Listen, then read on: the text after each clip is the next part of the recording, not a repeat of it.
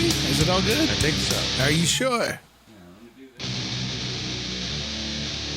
this. Don't look like Cousin It the whole time. I gotta stop looking that way. I can look. Ah, there we are. Yeah, we got to remember the audience is over here now. Audience is over there now. Yeah. Used to be straight ahead. Yeah. Now we got a whole different. Okay, all right. I'll get used to it. We went from Spike TV to HBO. We did. It's a big jump. It is. You figured there'd be like a landing spot and stars in between or something like that. Or like, I guess on a lower level, we went from Paramount Network. That's Paramount. That's Spike TV now. To is it? Yeah, it's the same thing. Okay. It's the same thing. I don't have cable, so I'm that out of the loop. What was the like PAX or like the Jesus Channel? Went from like the Jesus Channel and Home Shopping Networks to BET. There you go. I like that. I don't know how popular we would be on BET. Those are like two drastically different types of channels. Yeah. If channels have a genre, yeah, but BET is a higher production level than the Jesus Channel. For sure. BET is basically like black MTV, right? So. Yeah, that's what it was back then. Anyway, I don't know. Except more videos are probably. I think they had more videos back then. Yeah. All right. Yeah, I don't know. I didn't watch either of them. You're actually wearing a fucking MTV tank top. I am wearing an MTV tank top today. Yeah, I got $5 at the Walmart, man. Wow, nice. See, again, we talk about it's all about price. Find a $5 tank top that looks hideous, I'm in. Yeah, that's a great deal. Yeah, for sure. You don't feel bad about spilled on or no. I anticipated. I'm gonna wear the shirt and probably going somewhere where it's okay to be a jackass. Well, I agree. Yeah, I agree. Well, I agree. I look like a jackass. Well, I agree that that I look like a jackass. It's good for that some kind of shit. I'm a professional wrestler. I'm allowed to look like a jackass. That's what we do. That's not what I'm saying. But I got you. I see what you're saying. How you can take it that way. All right, you want to go with that? Sure. Welcome to Ohio Wrestlecast number. What fucking number? Oh, we should have looked it up. We never do. We have not done an episode for a while. No, we have not. All right, I'm looking it up right now. I guess we're gonna keep this intro. Normally we would probably reshoot it, edit out all this bullshit, and then just go episode number blah. We would just fit right in. But no, we're gonna look it up because we don't know. I'm guessing 16. That's. Oh, I'm on the wrong channel here. Yeah, we know Jeff is your favorite. Your mic board says so. Six. There's an outtake for you guys to look forward to. 16 seems high. Well, I don't know. The last two with John Thomas were the last ones we did. Actually, you know what? I think your 16's probably right. Let me look here. We can go with 16. If it's not right, we'll edit it in post. All right. Bret the Hitman Hart episode with John Thomas was episode number 16. Oh, so we're 17. You thought 16 was high. I did. Episode 17. Apparently, you're more on point than I am with this shit.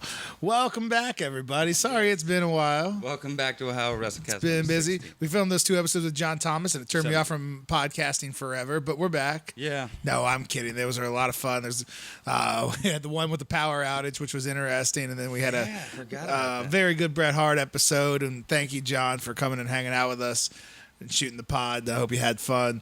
But yeah, man, it's been a while. Been busy summer. You know how that goes. No, for sure. But I'm glad to sit back down. We got a lot to talk about. We do. This one around is basically going to be Wilbur Stories Part 2. Yeah, man. Got a lot of positive feedback about the Wilbur story, and that was one that I didn't really want to do. I was like, nobody gives a shit about that. But it's probably our most popular episode. I think so. And talking to guys, when I'm on shows, and even guys, my buddy Trip Lee actually dropped tagged the Wilbur Whitlock podcast a week or so ago. It was just really? I'm listening to this now, and which is awesome. Which, by the way, Trip Lee, a good buddy of mine, I'll be wrestling him here in a couple of weeks. Looking forward to that. But yeah, I mean, I'm hearing a lot. That was a lot of people's favorites, and I know if I see anybody doing an interview or something like that, I like to listen and hopefully they talk about me a little bit, which we didn't really do. It was mostly my story last time, so I figured this time tell some stories, about some of my personal stories, and then talk about some of my opponents, friends, enemies. Open book over here, man. Look, we can have a lot of fun with this. I think I like it. I enjoyed the first one, so I enjoyed the first one as well. I enjoyed the second one. Cool, yeah. I guess not to get off the point of it being the most popular episode, I guess. You said, or I've noticed that our channel, the Ohio Wrestlecast channel, since we left the Matt Archer Media channel, you would think that Mr. Lights Out Hughes would be a little more competitive, because the subscriber count keeps going up for us. We're at 20 subscribers now, and we haven't put out shit for a while. We haven't done anything for a while. And we've gained quite a few subscribers in that time period. I think we're producing good content. The content we have apparently doesn't become irrelevant like a couple weeks later. That is true, and that's why I don't think we talk a lot of current wrestling for that reason, because it's not. I don't really want to look back at somebody else's podcast about what happened on Monday Night Raw in February. Yeah. You know what I mean? Like, it doesn't matter now. It's just like I don't want to watch Monday Night Raw from like 2 weeks ago. No, it doesn't matter now. It's either nostalgia or just, hey, we're dudes and these are our opinions on just things. Wrestling fans talking about wrestling fans talking about wrestling in general, I think is a broader topic. It's either that, or since it's on YouTube, people like looking at me more because I have a nicer head of hair than Jeff. That could be. You have a wonderful head of hair compared to thank you, sir. All of us. So the best head of hair award to the entire Matt Archer family goes to genes there, not my dad. Goes to Mark Thomas. He's got Jerrod and Jeff beat. But that's what I'm thinking, is maybe that they watch us more on YouTube because I'm better looking, and maybe Jeff gets the audio plays. I mean, I don't have statistics or anything. There's no analytics on YouTube. I'm analyzing it. I'm going to go with it. All right. We're going to go with that. I'll see Jeff soon enough. We'll figure it out. Well, make sure you see him before he hears this, because I don't want to get punched for bad mouthing. I can't guarantee that. I'll do my best. But yeah. But man, been busy. Had a lot of fun doing some shows lately. The end of July, I wrestled Madman Fulton, TNA superstar, and also Timmy Galchek, who is not a Impact Wrestling superstar. He's an 11-year-old boy with juvenile diabetes. Yo. But they teamed up, and they admittedly took it to me and the captain, Darren Davenport, who Jeff Traxler, runs Mega Championship Wrestling out in Elyria. We teamed up to take these guys on. We thought, hey, he's going to get his daddy to help him. I'll whoop his dad, Max Alexander. No, he found a 7-foot monster that did not like what we were doing. He interpreted it as bullying. I imagine that wasn't going to go well for you. I hit him with the Wilbur cutter, but I didn't get the 3 count. Wow. And then I ate a choke slam, which, by the way, if you ever get choke slammed by a legitimate 7-foot man, it is a long way down. I believe it. And then young Timmy Galchek jumped off of Madman Fulton's shoulders with a double knees right to my chest, cracked every rib in my body, and I was down for the 3 count. That was it. That was a rough morning. That was, you know what I mean? But we raised a lot of money for the Akron Children's Hospital, so that's all that matters. Well, then about a month later, I'm down in Strasburg, Ohio, and I have to go one-on-one with WWE Hall of Famer, Rock and Roll Express, Ricky Morton. Personal hero of yours. I love the rock and roll. A midnight guy, first and foremost, which I told him in the ring, and he did not appreciate. Did you tell him about the debate and then the switch you had on Jeff Hughes that one episode? I didn't tell him about that. I should have, though. That we converted. We made a fan out of him. Yeah, exactly. No, I did not. And actually, Bobby Fulton of the Fantastics was there as well, who was another tag team that legendary. In relation to Madman? Feud. No, not as far as I know. Yeah, but those Fultons, yeah. But they had a great feud with the Rock and Roll Express, or excuse me, the Midnight Express. But old Ricky Morton taught me a thing or two in the ring that night. I bet. No, I really did. He comes to me, he's like, brother, I like to call it all out there in the ring. And now a lot of guys would be like, but for me, I'm like, yeah, absolutely. Yeah. And we knew the finish of our match, and that was it. And we went out there and just played off the crowd and just let it, and he was calling for it. And me personally, I wanted to do a little more because I was really enjoying the moment, like I'm the crowd is hot and I'm in there with a legend. And so we go to the finish, and I'm thinking, oh, maybe get a little more. And then I hear the 1, 2, 3, and I hear the crowd just erupt. I'm like, oh no, he knows what he's doing. Yeah, he's had a couple more matches than me. No, I don't doubt you wanted to stretch that out. That's a dream for you. That's sure, absolutely. That's a dream opponent. Legitimate Hall of Famer, one of the most would say the better half of one of the best tag teams of all time. Yeah, that's Ricky Morton, man. There's so much you can learn, and I got 17 years in and 1,000 matches, I'm sure, but I learned so much in that 6 minutes in the ring with him. Like, it's amazing that what you can learn still.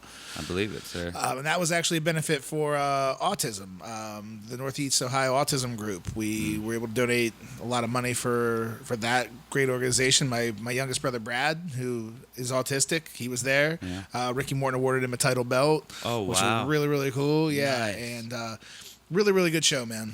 Cool. A lot of fun personally for me, and I was proud to be a part of that, proud to be in the main event and help raise some money. So no, I don't doubt it. But that's what I've been doing, and that's why we've been busy. But we're here now. Yeah, I've just been working and trying to get shit together, really. Aren't we all? Yeah. Aren't we all? Getting shit together is overrated. Yeah. Well, I'm glad we found a couple hours tonight. Me too, sir. Let's sit down. Let's talk some Wilbur stories. What do you For say? sure. I'm down. The question is, where do we start? Well, I actually went back and listened to the first one, so we didn't, repeat ourselves too much. But we'll start back at the beginning, man. Like I know, I was talking with Tom Dunn, Mr. D. He's a longtime referee. He's a manager for me at Mid Ohio Wrestling. We was talking about how different indie wrestling was when I broke in, which was 2002.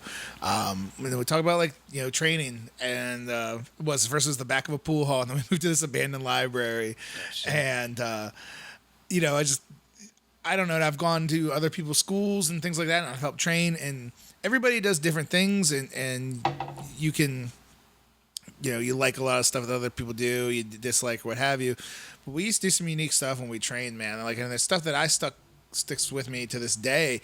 Like our cardio was absolutely great in training, and I was lucky enough to be 18 years old, fresh out of high school, still in pretty good shape, training. And you would see guys coming in that are 30 years old that are just trying to live their dream now, but didn't come in good shape. You know what I mean? You don't want to tell anybody, hey, this isn't for you, but at the same time, they'd come in and we do some drills that would just. Now, me being in my mid-30s just blows me up thinking about it. I couldn't do the stuff now that we did then. I believe that. But we would do, 150 squats in the ring. We would do a drill where we would line up everybody we'd have in the class. And usually it would range from, let's say, 6 to 10 guys. And we'd have one guy start in the center, and everybody would line up on the steps. First guy would get in the ring. He'd shoot past you on the ropes, hit you with a shoulder tackle. Boom, take the bump. Step over, feed back up, boom, take another shoulder tackle. Do it one more time. So 3 shoulder tackles, the guy would pin you, 1, 2, big strong kick out. Now you're in the middle. You got to do that with every single guy in the class. So you're going to take, 30 bumps. You're going to get up, go 30 times, you know what I mean? Yeah. And before you could finally get a break where then you would hit the guy. But then everybody's running the ropes, each time. And everybody's taking those 3 bumps, getting up 3 times for everybody in the class. And even running the ropes is no real joke. Running the ropes is no joke at all. But what it did was it was great cardio, and it also really helped you with your footwork. And it's one of those things that I think we take for granted. And I know from wrestling for a long time, I could tell if someone knows what they're doing or if they can't by just watching their feet. Just watching their feet. If you see guys that kind of have happy feet, they really don't know what they're doing. Your feet. If you watch anybody who's a real pro out there, the feet are always planted. They're always circling the right way, and it's stuff like that where we did that so many times with so much repetition. You would know where to get your feet. You would know what position to be in at all times, and it's a drill that if I were ever to train a class, I would implement that drill going forward. I think it's a great drill.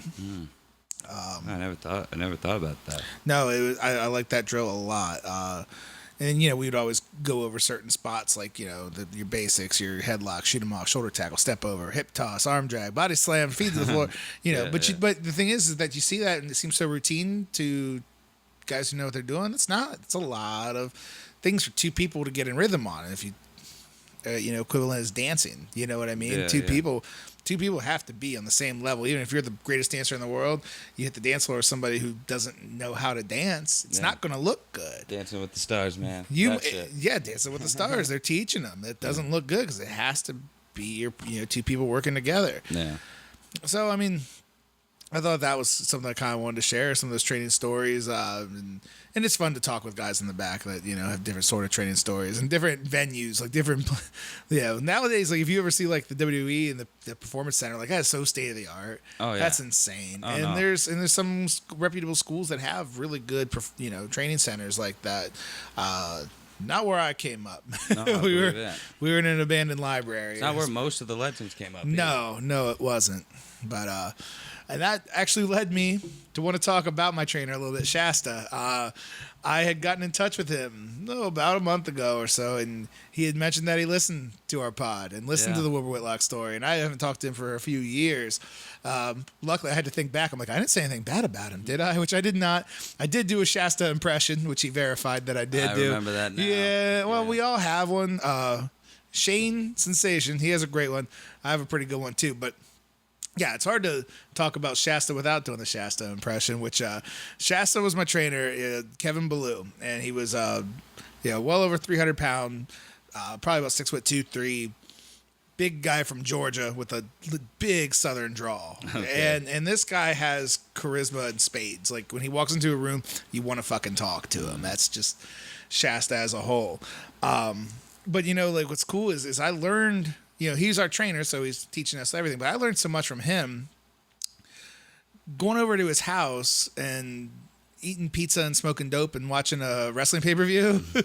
But you learn so much. And I would bring like Ring of Honor DVDs over. This is, you know, 03 or so, you know what I mean? Yeah. So Ring of Honor is starting to get big. You know, Samoa Joe's getting big. Yeah, Punk's like everybody getting big. you know and love now. Daniel Bryan's getting big. AJ Styles is getting big. Yeah. So I'd bring these DVDs over and he would, you know, sit there and just be watching them stoned. and say like why something was awesome but why it doesn't work for us, but it works for them, but it won't work for the Fed, but why it works here, and that's why these guys do it. And if we were to do something like that, you'd have to do a little less of this and a little more of this. And he would. Wow. I don't even know if he knew, like, was going out of his way to instruct me. He just knew exactly what he was talking about. He just got it. He just got it. Yeah, on different levels. And I never got it until 8-9 years in. You know what I mean? Like, dude, I still don't quite get it. Well, as a worker, you can't get. Yeah, as a worker, you can't get it until you just, you know, there's an aha moment, like while you're out there and you've had so many matches and you've performed in so many crowds, and at that point he had, and I certainly had it. I was, you know, I'm talking like maybe my first year in the business. Yeah. But he would pick it up. You know, he would just see all the little nuances and see why, you know, and he could call shit from a mile away. Like, we were watching No Way Out 2003. Yeah, because that was before WrestleMania 19. And it was Rock and Hogan in the rematch. Because they wrestled at 18 in 2002. The rematch was in Montreal. And it was Rock and Hogan, and the match sucked. But Shasta calls it out right away. He's like, that referee's a goddamn worker. And I'm like, what do you mean? Look at the pops on that referee. Ain't no goddamn referee going to have arms like that and not be a worker. Yeah. And the referee ended up being a screwjob referee. Ended up being Sylvain Grenier, who is La Resistance, if you remember that tag team. I don't. He didn't have a long run, but he was a French-Canadian worker. And, he ended up being a crooked referee. And so what I fucking tell you? Wow. Act like I don't know what I'm talking about. There's that impression. Yeah, and he's gonna. I do it justice. I do a good. You probably Shasta did it impression. better this time than last time because you knew. You probably prepared a little bit before. I was prepared to do a Shasta impression. I wasn't prepared exactly what I was going to talk about and say. Okay. Now the Shasta rants sometimes would be fucking great because, you know, we're all his students, and we're all, you know, most of us, I'm pretty sure, are a little bit younger than he was, and we're all like, we really think we know shit about the wrestling business, and we're talking, and he would just, y'all don't know fucking nothing about nothing. Y'all got, what do you got, 6 months? You got 1 year, and y'all sitting there talking like you're grizzled fucking veterans, like you know what the fuck you're talking about? Y'all don't know shit. Jeez. Bunch of fucking mizarks. He's a character, man. No, Shasta is a character. That's the thing. His character Shasta as a wrestler was as over or more over than anybody else that we had at MCW, and it wasn't really that much of a character. He was just, Shasta was just fucking Kevin. Yeah, he was. He was a fucking entertainer, man. It's like if there was a Southern Letterkenny, he would be a character. Yeah, 100%. 100%. He should, well, even not even just Letterkenny, he should be a character on any show. Like, I would watch it. Again, I'm telling you, like, he has a charisma about him that, like, he walks in the room, you want to fucking hang out with him and talk to him. Like a professional wrestler. Like a professional wrestler should. Yeah, absolutely. Yeah, okay. Yeah, man, I figured we could talk about some of the guys I came up with because I got cool stories about everybody. What I got wrote down? Tell away, sir. You got Shasta, you got that in there. Justin Diaz was the Justin Diaz. Okay. All right, Justin Diaz. Justin Diaz is a very, you know, successful father of 3, great family man named Ryan that played the homosexual character and played it incredibly well. Justin Diaz. Okay. And this is back 2001, 2002. You know, things are way less politically correct back then. So he played up the stereotypical gay character and played it, and he did a great job with it. That was like my first real feud. I remember on our first Wilbur podcast, mentioned wrestling at BB McLean's, which is now the Diamond Royale, and we wrestled there every other Wednesday, and that was my first series of matches. And what Shasta would do, like, Diaz was around probably about 2 years or so at that point.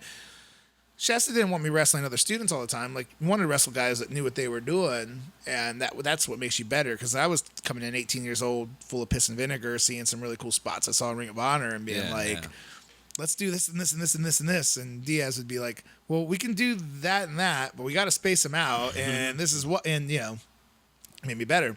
So I was doing the real stupid hillbilly gimmick, and he was doing the over the top flamboyant gay gimmick, which just is oil and water, and it made for good shit. We do shit. Sure. He'd do shit where he'd slap my ass and I'd chase him around the ring, and then he'd just pull, stop short and bend over and Yeah, classic like gold dust on like everyone. And I mean, it's just simple shit that's entertaining, and it's good. It culminated in a bra and panties match. Okay. Oh my god. I think we had between you and him. Yes, it was one of those things. I think we had a match at BB's, and the winner got to pick the stipulation for the next week. Where's this YouTube footage? Oh, God, if somebody has that out there. Please put it out. You would have had to have it on a big video camera back in 2000. Well, they had handhelds and stuff back then. Yeah. But even still, it would be on at least like a mini tape or something. Yeah, like a mini DV. Yeah. Shit. So we had a bra and panties match. And we were at BB's, and I go out to cut a promo, and Shasta's the one, he's booking it, and he tells me what to do. So I go out there, and like, Shasta, I can't do a bra and panties match. I asked my mom, I asked my sisters, I asked my cousins, I asked my girlfriend, I asked my girlfriend cousin. Nobody will let me borrow a bra. I can't do the match. This match is canceled. Shasta does commentary while we were doing the show. So he was like, you dumb motherfucker. It's not, you don't have to wear a bra and panties. It's a bra and panties style match. It's the losers the one who gets stripped down to their underwear. You ain't got to wear a fucking bra. And then I'm playing the dumb hillbilly. So I just go, I don't understand a word you said, but all I know is that I got to go find a bra or I'm not getting paid tonight. I run off all sad. And now, in typical indie wrestling fashion, nothing ever goes the way we plan. Yeah. We did not have a fucking brawl as we got to the show. No. So Shane, my buddy, he asked his girlfriend if we can borrow her bra for the evening, which we do. Which she later, I think, threw into the fireplace, as Shane told me correctly. So we're doing the match and we're wrestling. I kind of go through a spot where he accidentally takes my shirt off, and I'm wearing the bra, and the crowd goes fucking bonkers, and I'm covering up. Oh, so it wasn't an actual accident; it was a work accident. It was a worked accident. Gotcha. So I'm wearing the bra, and I freak out and everything like that, and Diaz is laughing his ass off, and I pull down his pants, hit him with a low blow, rip his pants off, and start choking him with it because I don't even understand the match. But then they say I win the match because I ripped it. Yeah. So I won while choking this guy in my bra. Yeah. I mean, unknowingly. Yeah. Then another good story with Justin Diaz. This is the infamous Polish Hammer match, which anybody who was unfortunate enough to see it would know. We would wrestle. There's this group called the OWC that ran out of like Akron, Barberton, and there was a lot of guys that weren't great up there. But Shasta had some sort of deal where he ran the ring to him, and we went up, set up the ring, and then we would get some ring time and kind of wrestle like our own guys up there. They ran on like Tuesday nights and shit. And the one night we just decided we weren't taking anything seriously, and the Polish Hammer is the dumbest fucking move there ever was. You ever see it? I don't. Ivan Putski originated it, and then his son Scott used it, and Chris Masters actually used it for a while. Oh, you just get your hands like this, and you club him against a guy's chest, and that's the finish. That's the finish. So it's like a hammer fist with both fists. Polish hammer, boom. Wow. And that's a finish for most people. So we started, doing a little bit of chain wrestling. It's good stuff. And all of a sudden, boom, Polish hammer, and we tell the crowd like, "Did you just fucking hit me with a Polish hammer?" Like, yeah, I hit you with a Polish hammer. So then, boom, boom. Then the other guy, boom, Polish hammer, and sell the shit out of it like. Polish hammering back and forth, back and forth. And we finally go, stop. I'm the heel, so stop. Listen, no more Polish hammers. No more. Okay. Shake hands, pull him in, try to hit with the Polish hammer, ducks it, boom, kills me with the Polish hammer. Like, yeah, the fucking Polish hammer match is a thing of infamy. Wow. You guys young buck to the Polish hammer. We did. Yeah, exactly. Before the young buck. Before they killed the super kick, we killed the Polish hammer before it was ever alive. Well, I mean, the Polish Hammer probably deserved to die. The super kick, not so much. I would No, think. the super kick is a legitimate finish. The Polish Hammer was a legitimate finish in its day. I'm not saying it should be. It's just so silly now. Nowadays, it's so. I mean, it is silly. It's like the heart punch is kind of silly. Yeah. I still think the Iron Claw is silly. Claw, yeah. Yeah. All kinds of silly shit. Yeah, but the Polish Hammer is up there. And I don't know which one of us came up with it, to be honest, but I know we agreed like we should just have a whole fucking match built around Polish Hammers. It's gonna be ridiculous. I mean, after a while, how many matches had you wrestled up until that point? At that point I was probably only like 25 or 30, but even at that, but it wasn't. They did TV tapings up there for like local TV, but this was a dark match, and there was maybe like 15. There was way more boys in the back than there was people in the crowd for this sort of show. Okay. So it was just why the fuck not? Well, let's see how good of a match we can have built off of a Polish Hammer. Yeah. Oh, and then nowadays, like the point because I figured it was.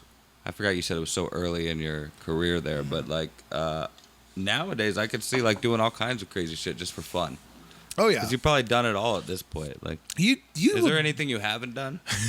I'm sure there is, but we will do stuff just to pop ourselves. Yeah, or just to pop the boys. No, you absolutely do. You gotta have fun. That's why you do it. You do dumb shit to pop yourself. Actually, this is just Wilbur stories. We'll just we don't have to keep a straight timeline on this sort of thing. Oh, no, just have at it, dude. Madison Rain, from Impact Wrestling. I know the she's name. Ring of Honor. I don't know much about. She trained around here. She's from the Coshocton area. She was Lexi Lane. She came up through this area. Okay, I know the name Lexi and Lane. She used to manage Christian Vaughn and Lonis Oaks in Alliance for us. I was always feuding with them. And she came to me in the back the one time and she goes, I just hate working with you. And I was like, oh, all right, why? And she's like, because you're so fucking funny. You just I'm supposed to, hate you, but you just make me laugh the whole time. To stay in character. And then I would intentionally do it. I got thrown to the floor and I'm laying down there selling, just overselling, oh God. And she's walking by, Lexi. She's just looking at me like, Lexi, give me a chicken sandwich. And I could see her turn it away, laughing. Where did that even come? Just bullshitting. She's like, "Shut up, loser, Lexi. Can I have a Capri Sun?" And I'm getting up, selling my back. A Capri Sun. Yeah. Just dumb shit. And so once I knew that I made her laugh, then I'm just trying to pop her. Then I'm just trying to fuck with her out there. Which I still do. Even as I got rolled up by Ricky Morton, cause for the 1, 2, 3, I'm whispering to him Canadian Destroy, Canadian Destroy, Canadian Destroy. Trying to you could do it, yeah. Give it to me. I don't know. I like to have fun and fuck with people. And now dude. Now with the time I have allotted in, I feel like I kind of have that right to go out there and do a little something goofy sometimes. But dude, if you're a professional wrestler, legitimately, and you're not out there having fun, you're doing something wrong. What's the point? Why are you even there? What's the point? I mean, anybody who's not it's people who make fun of wrestling and shit wouldn't understand that at all. No, not at all. I mean, it's a performance. Why are you even doing this? They already think it's silly. Why would you even fucking be? You know what I mean? It's a performance, and I talk to Christian Vaughn about this all the time. There's no better high than a real life pop. Yeah, you know what I mean? I believe that. A real organic, the people care about what you just did pop. Yep. There's nothing fucking better than that. Oh, dude, there's nothing I love more than getting somebody to legitimately fucking no control, just belly laugh. Right. That's the best fucking That's a feeling real in the life world. pop. When somebody's just oh my God. You fucking got him. Yeah. Well, you got him with something that you provided, made somebody that happy that you got a genuine, belly laugh. It's exactly the same. Yeah, it is with a couple hundred people sometimes. And it's awesome, man. Yeah. You can't really explain how that would feel, except for that. It's just a natural high. For sure. And a lot of addicts, we chase it. Yeah. We do. You want it. If you're in a position that we can build a big match with a great story and get the crowd involved and we can get them right where we want them to get that one reaction. Mm-hmm. It's awesome. And there's lots of little reactions too. We set up a match to get, this spot right here should get a really big pop. This spot right here should get you a lot of sympathy. This spot right here should have them just thrilled to see me get my ass kicked. We design it that we hope to get them, and if you don't, you try something else. But that payoff's great when you do when it works. Exactly. Yeah, fuck, dude. But this is all shit that took a long time to learn. I don't doubt that. When we were putting together matches, and you can watch a match on Monday Night Raw and know The good guys are going to be on top for a little while. Then the bad guys are going to be in control for a long time. Then the good guy's going to hit a big move and come back.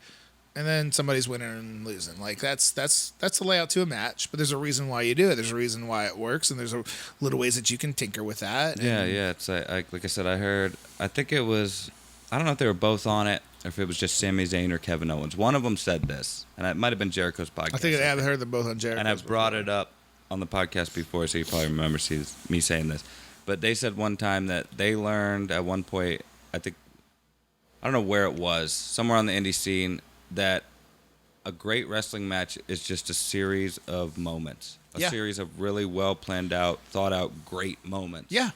And I still don't quite understand what they mean. A moment, but I get it somehow. When most, especially when you're younger, you think that moments equals moves.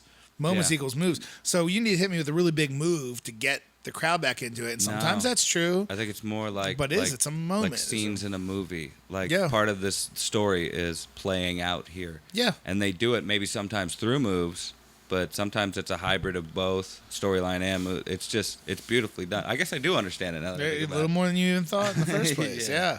Fuck. But this is stuff that I'm just thrilled to have learned along the way, and I'm hoping to pass it on as I, advance in my career and eventually wind down. I'm hoping that I can give some of that pass some of that knowledge along. Yeah. Go through and watch a match and tell them this is where you had them or this is where you lost them and this is why. I think that's important shit. I'm happy to be in a position where I'm able to do so.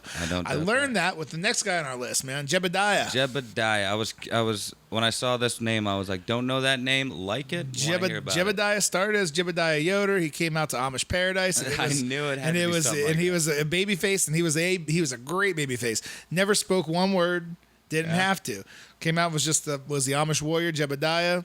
And Jeb was a big guy. Jeb was probably like 6'2", 6'3", probably like 240, 250, like solid, like big solid guy. Yeah. And a great wrestler, man. Just fucking great wrestler. He's one of those guys that's kind of weird too, because he's incredibly witty and like has a real dry sense of humor. That like he's like one of the funniest guys that but it would never come across in the ring. He didn't have a big personality in that sense. Gotcha.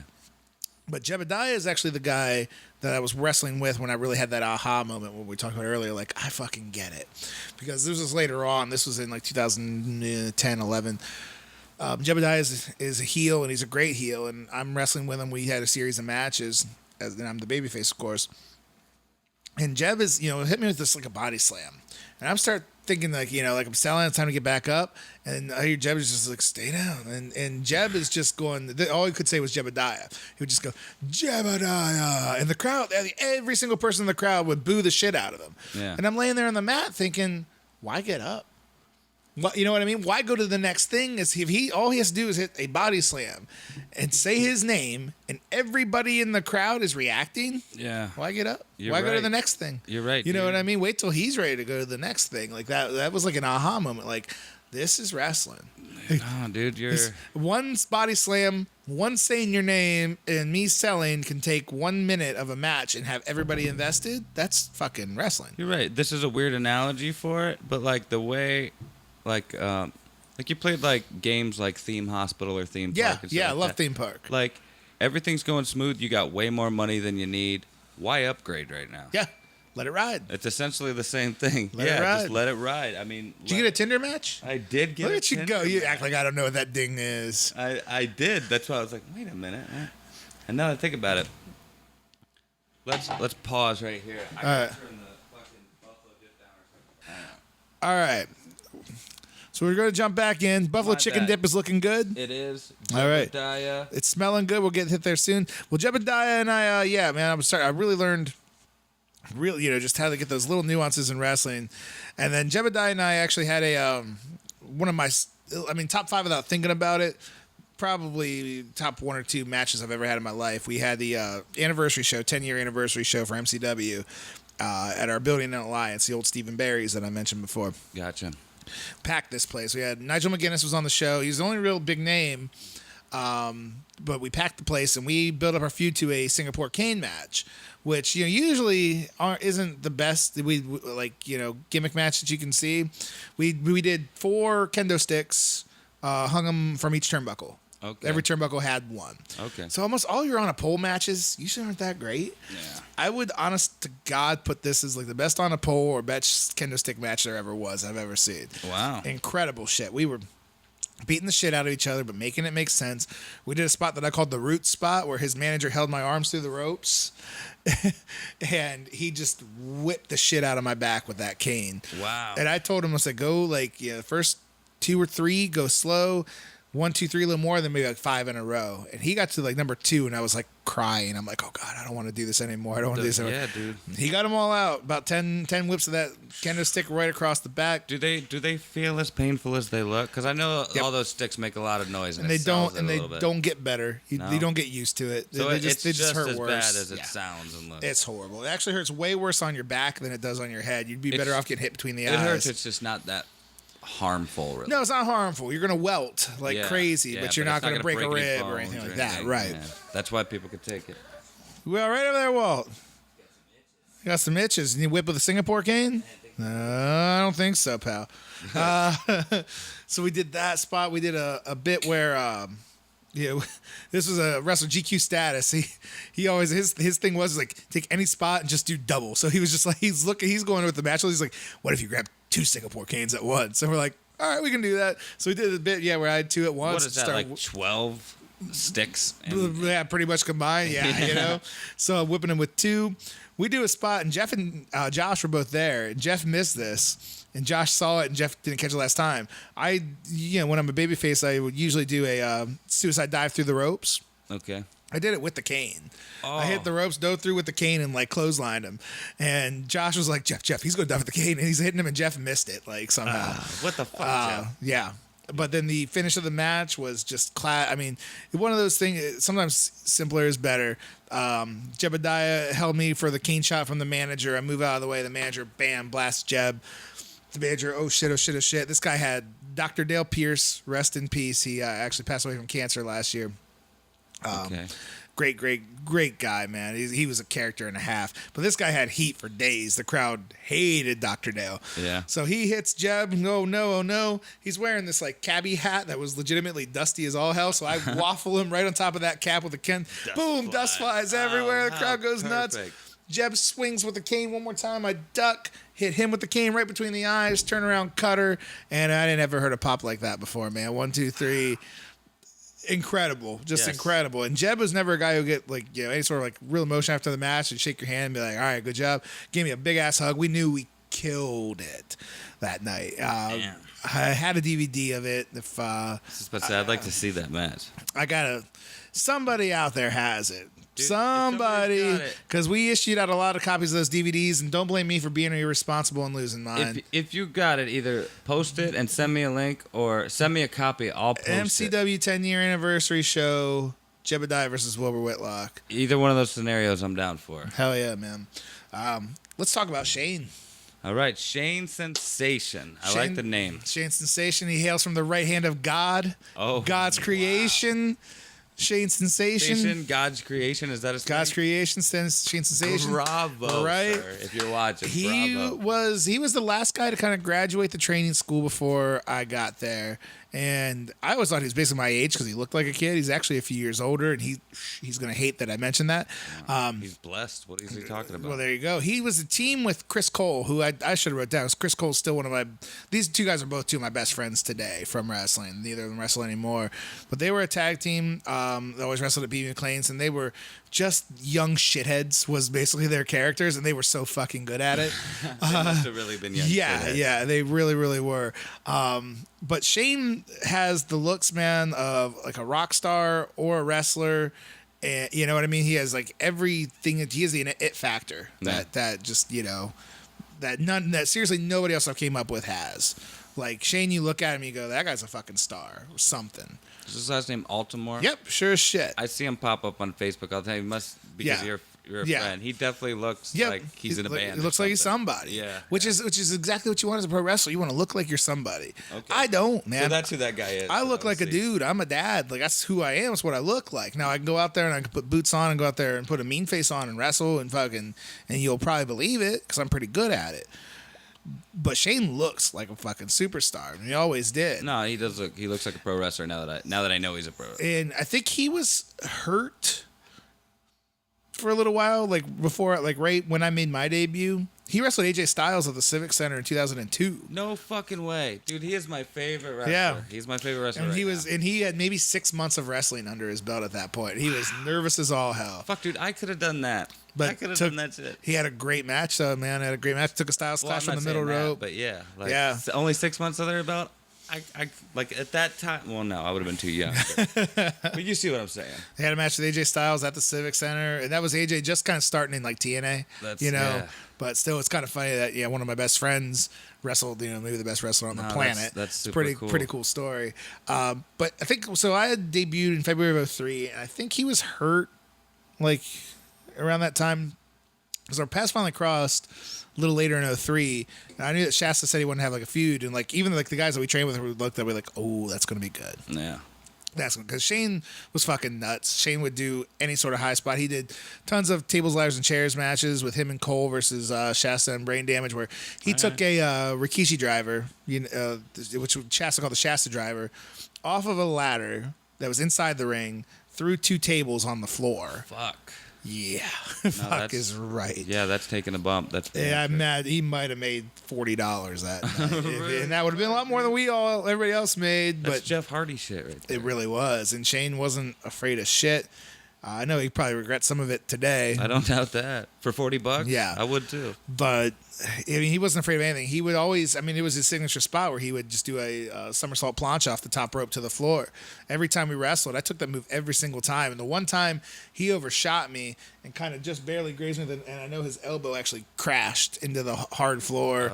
And that swelled up like half of a softball sticking out. Dude, I just hit my knee on my chair for a second earlier. You were there, and that shit still hurts. And we took a half a bottle of ibuprofen, and we're still, yeah, man. But Shane and I, and this is something I take a lot of pride in, that anytime Shane has had like 1 or 2 comeback matches, and they're always against me. Like he'll say, like we did a match for J-Fest.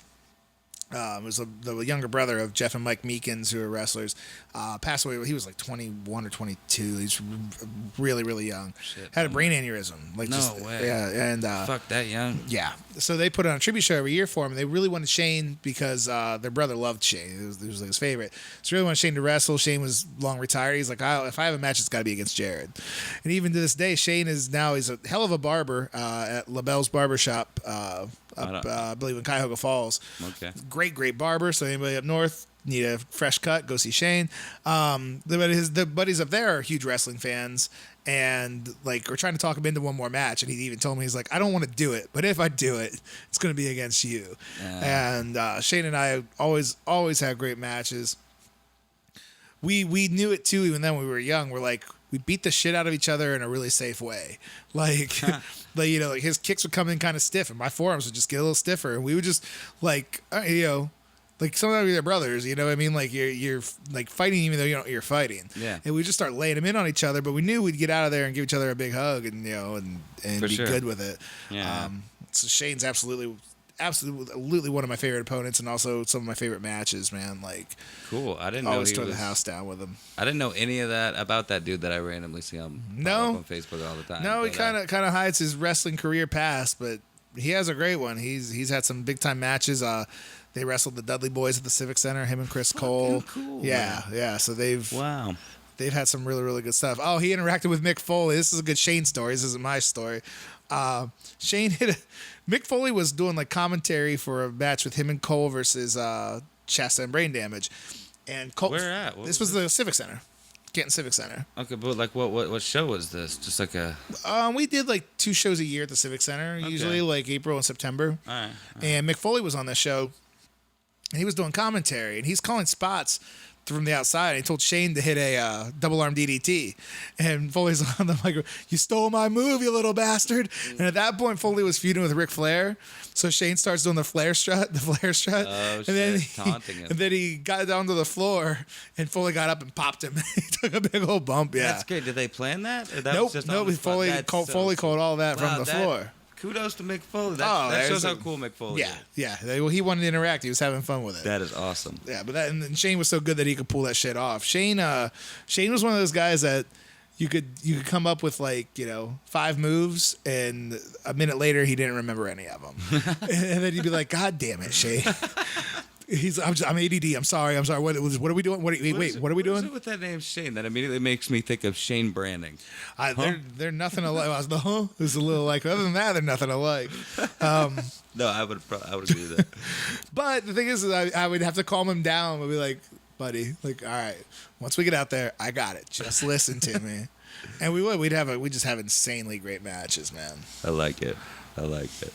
All right, well, we went. That's Shane's sensation, then, I guess. What's funny, I could elaborate for days on all these guys, but we want to try to keep it, in that hour-ish range and everything today. Okay, so yeah, we're going on 50 minutes now. Hell yeah. Minus a little bit for some buffalo dip and some Tinder.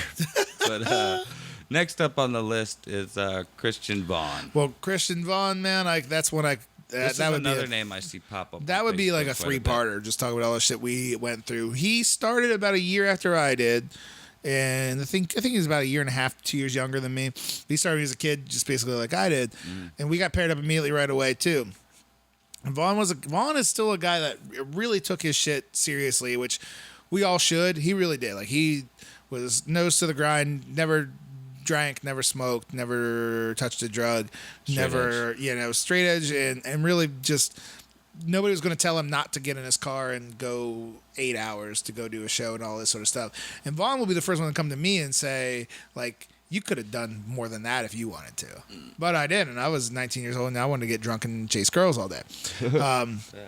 But Vaughn and I started off with a series of matches, and he was really green, and it was kind of a running joke where I could never beat him. And it was just always one of these, like, just kind of how it would be booked, where Vaughn was always over on me, like, and it just happened to fall. Just kind of happened to fall that way, and then we.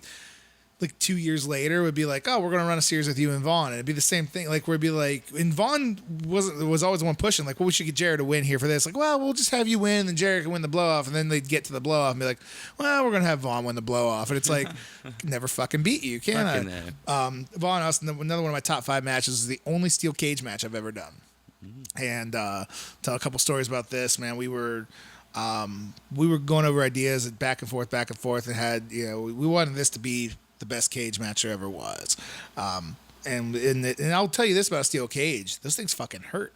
Like, I don't doubt that. Well, like, I don't know. I didn't think so. When you watch on TV now the big blue looked like it hurt. But the mesh steel, like the regular wire steel cage, you're like, well, it's got give. The chain link. It's not going to feel good to get thrown into it, but it's got give. Yeah. So the first time I hit the cage ever, he throws me in.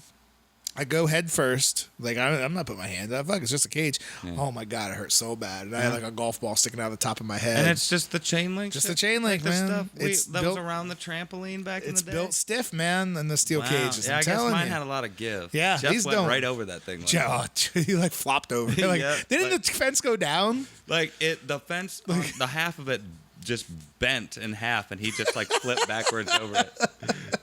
Yeah, that was great. I got thrown over that fence down the hill a couple times. I was trying to make good matches out of like Nate Metz. I told the story.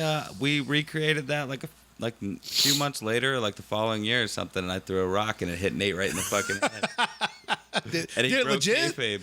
Legit? He was pissed. He broke kayfabe for a second, and then we kind of just made our way back in the match.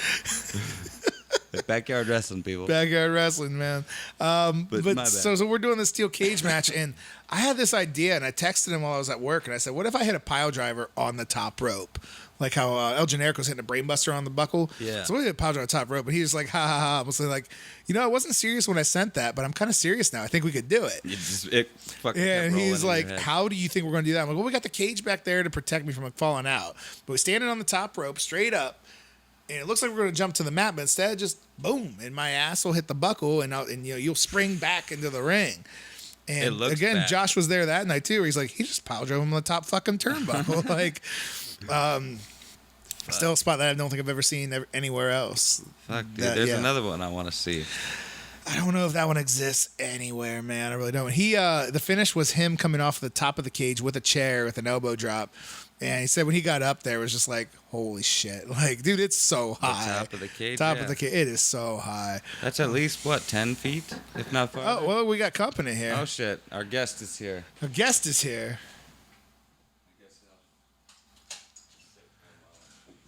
Yashi. We're in the middle of episode 1.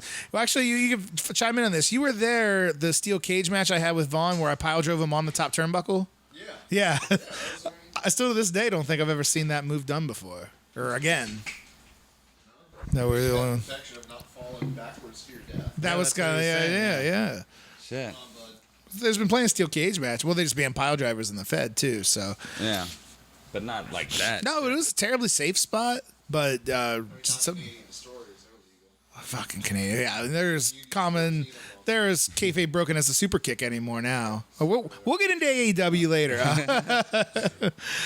No, I could talk for a couple episodes on Vaughn stuff. We did more of a rivalry later in MCW. This time where he was heel and I was babyface. We actually had a match down in Georgia. His manager was Minka, good-looking, skinny blonde chick, and I mean this chick. Yeah, she sounds hot. Got heat everywhere. They were heat magnets. So we did a spot down in Georgia where I pull her into the ring and cock my fist back, and the crowd goes nuts, and I throw it back, and then I bend her over my knee. The crowd goes nuts again. Do the big ass spanking spot, things like that, and that always got a huge reaction. But he was top heel for a while when MCW was running, and again, even then, like this is like the fourth different time we would feud, but it was just one of those things where I couldn't beat him, and it wasn't even like built as that was the storyline. Like it's just you just got to get over that hump. Like no, I just never was booked to fucking beat him.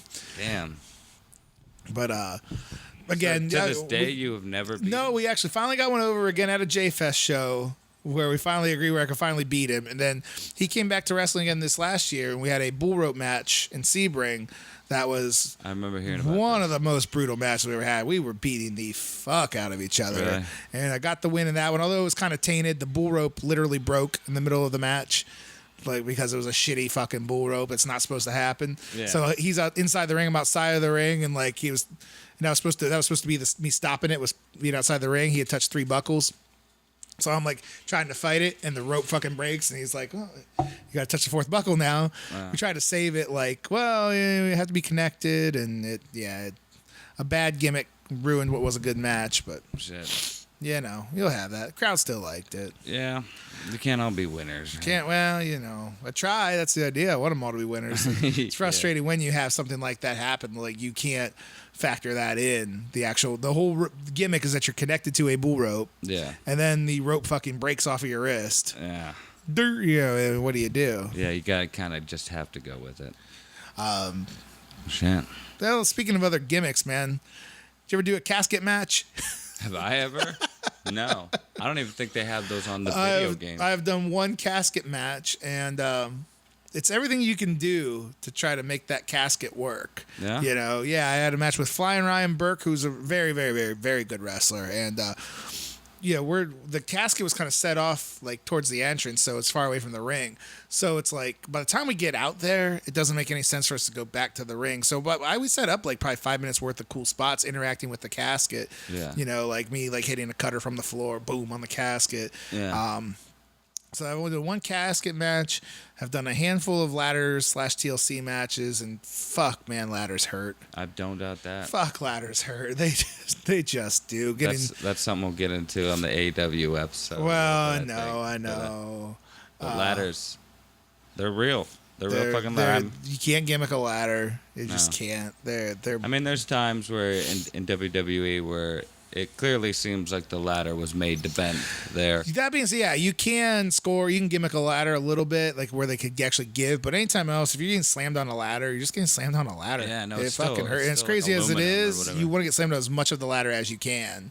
You want to eat that impact with your body as much as you can. That's kind of just breaking the fall, essentially. Which I was in a ladder match with Christian Vaughn, Jebediah, and Mr. Insanity Toby Klein, who we interviewed at the Autism Awareness show the one time, and I was the only babyface in that match, and I bled a gusher. Never bled that bad in my life. I was it was. I was actually scared I was going to bleed out. Now was this intentional? I was bleeding. So at one point, though, I do a spot where I knocked out, I think it was just Jeb and Toby, and I laid a ladder across them, and I climbed up a ladder in the corner and did a back senton onto the ladder. And I've seen a clip of it. When I hit, boom, there's like, sweat, and the ladder comes off, and there's actually blood just flying off of my face. Like, and it was cool as fuck, but kind of scary. Like, I bet. You're sitting there like thinking like how much blood you actually lost in that moment. Jesus. Yeah. That's some Kill Bill shit right there. It really, I mean, it was epic shit, man. But that's why the blood was in place, to make the big moment seem even bigger. Yeah. Which we'll talk about again in AEW. But we got a couple more topics here. We'll move it along because we've got a special guest later on, and We do. we'll talk about the Meekins brothers. The Meekins. Josh, you want to talk about Mike Hercom? No. That was a no for anybody that didn't hear. The Meekins brothers are Jeff and Mike, and these are guys that I knew when we were all kids. Mike is about my age, a couple months younger, and Jeff is even like 2 years younger than him. I think Jeff was wrestling when he was like 16, which is very illegal. But again, that group in Akron that I mentioned earlier didn't always run by the rules. But these guys, love these guys. I always have. Again, and we were kids basically when there was other grown men.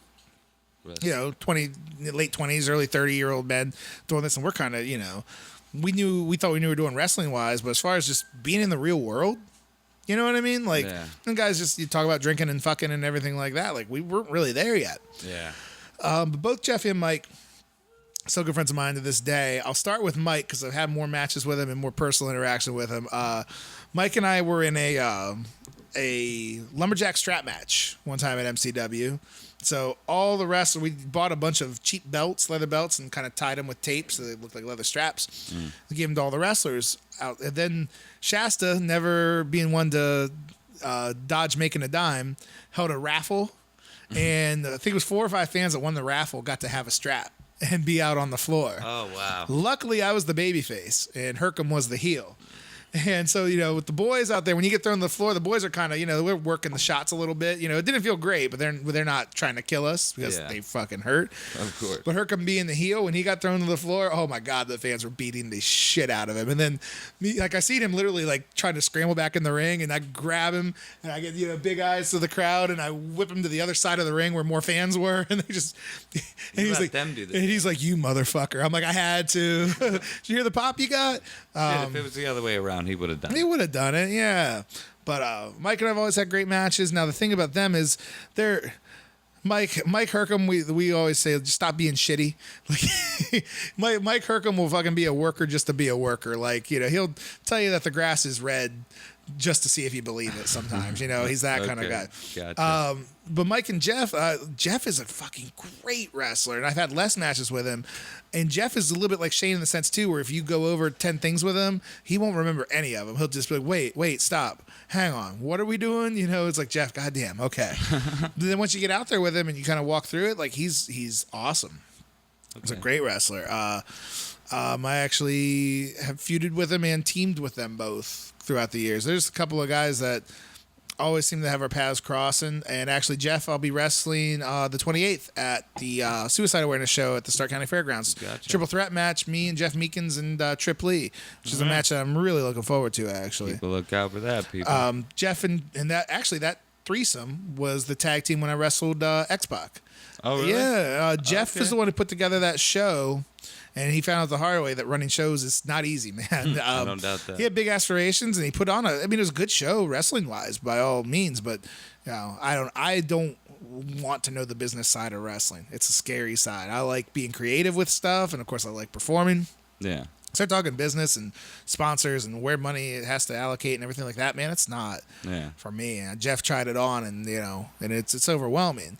But he booked that show where it was X-Pac and another tag team against Trip, Jeff, and I, and so I'm appreciative for Jeff for that. Like, he wanted me to be in that opportune moment. He wanted me to wrestle Gangrel, but unfortunately that show got canceled. So Jeff has always taken really good care of me. And always appreciates the matches we've had together. So nice. We got to get through one more guy. One more, guys. Last but not least. Not least, and if I said he's least, he'd throw a fit. I'll promise you that. My buddy Patrick Hayes. We got to talk about Hayes for a bit, man. Hayes is my current wrestler wife. And I'm his wrestler wife. We were married on the road, and everybody knows that we fucking Hayes. I don't even know. I'm sitting here right now talking to you, and I don't even know if I like him. Really? No, we love each other, but I don't know if I like him, and I don't know if he likes me all that much. How many times did he kick me out of his house at the Royal Rumble last year, Josh? Stay awake. No, last year I stayed awake. The year before I did it. You earned a couple of them.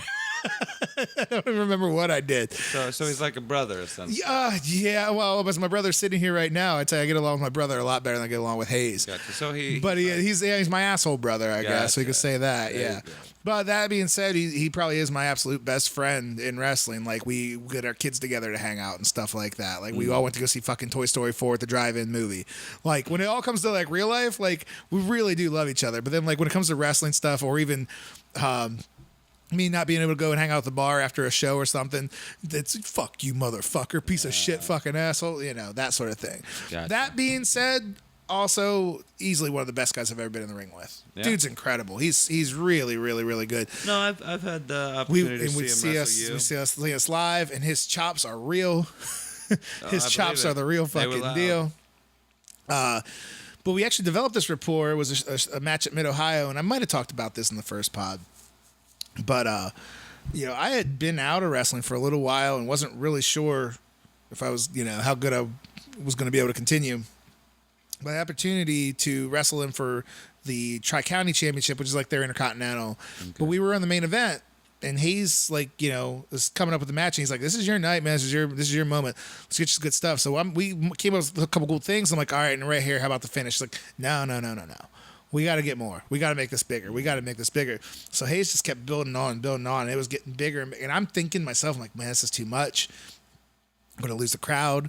I might blow up, I don't know. Gas out But we had a really, really, really great sequence of shit. And it was mostly him all put together. And by the time we were done again, probably like one of the biggest pops I ever got in my entire life. Like, it was just built to this perfect fucking match that was not recorded, that nobody's seen. And we've wrestled a couple times since then and tried to duplicate it. We've had good matches, nothing like that.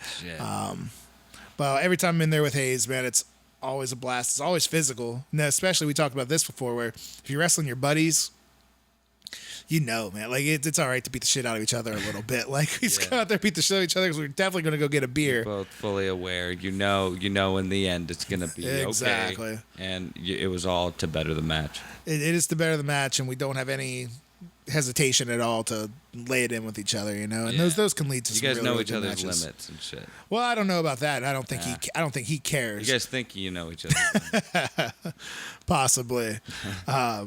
But yeah, I mean, I could probably have a multi-episode just on stuff with Hayes and just some Hayes stories, which I'm not going to share necessarily here for free. I figure if we have a Patreon account or something like that, I might share some after the match stories that I've had with old Patrick Hayes. We've rock and rolled down the road a few times. Now some Patreon content or something for the future. Yeah, man. Fuck. But I don't know. I thought we had some fun, tell a couple of stories, talk about some great guys in wrestling. And, it was fun. It was a good, well over an hour. And we got so much more we can talk about. And I'm going to keep doing this, so we'll have plenty more to talk about in the future too. For sure. Maybe one day we'll have some of these guys on and They would love to. Well, I'll tell you what. I'll close it out by saying, what we got coming up. I mentioned that the Wrestling with Suicide show on the 28th with Jeff and Trip Lee. That's at the Stark County Fairgrounds. Okay. All proceeds go to suicide awareness. But before that, I'm actually wrestling next Saturday in Massillon, the 21st, teaming with my partner, Seth Allen. And Seth Allen's a guy that had a few matches with him, always great matches. Seth is a guy that just looks the part of a wrestler, man. Like, and he's had some WWE tryouts and everything. Oh, okay. And we've known each other for a really long time, and kind of one of these things where we're at the point in our careers where we just want to have fun. And so we think, let's team up. And right now our tag gimmick is, which I really, really like.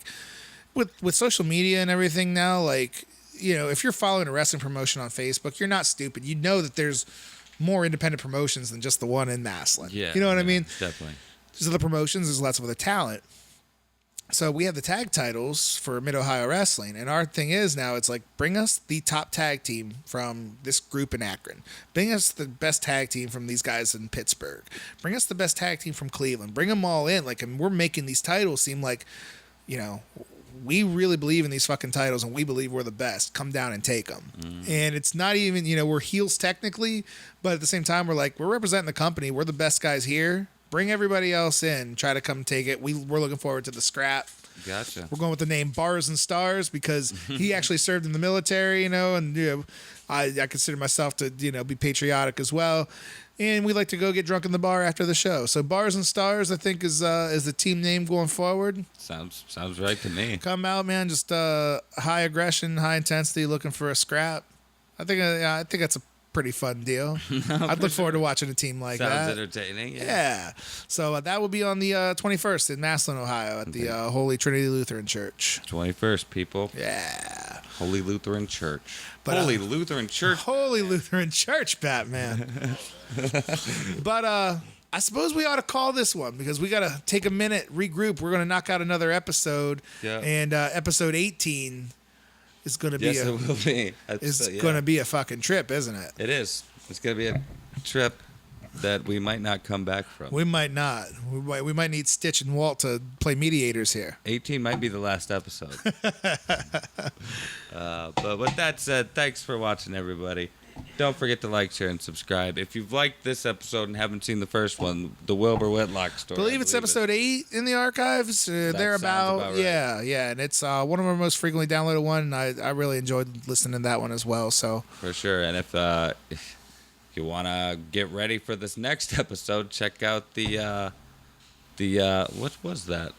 All In? That was the All Out. All In. No, this is All Out. Yeah. All Out's next. All In was the honest review we did before. Yeah. Or that might have been Double or Nothing. Double or Nothing. Double or Nothing. Yeah. We gave an honest review on that, but this one's going to be a little more in depth. And yeah, so if you're watching this now and you want to get with us for episode 18, try to find an episode try to watch AEW All Out. For sure. To see what we're talking about. We'll give you that heads up because this will drop a few days before the AEW one will. So yeah, for sure. Yeah. At least a good week. At least a good week. Yeah. But yeah, again, don't forget to like, share, and subscribe. And until next time. Yeah. Bye, Internet.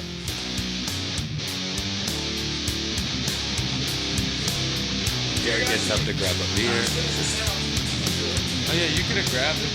Grab at it. You could have been eating on it.